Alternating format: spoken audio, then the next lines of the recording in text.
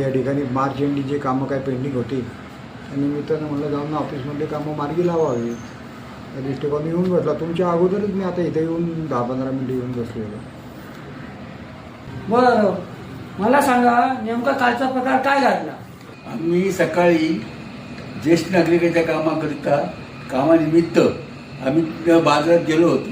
चुकून येताना जरा उशीर झाला म्हणून रस्त्यामध्ये लगेच त्यांना चक्कर पण आली. उन्हाचा तडाखा होता त्यामुळे चक्कर आली त्यांना.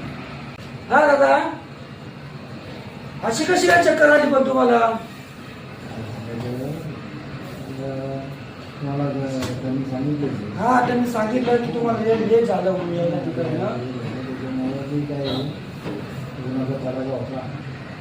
त्या उन्हाच्या तडाख्यामध्ये सकाळी जरा वेळेचं बंधन होतं. हिवाळीमध्ये नाश्ता न करता निघालो. मला काम लवकर होईल त्याच्यामुळे मी निघालो.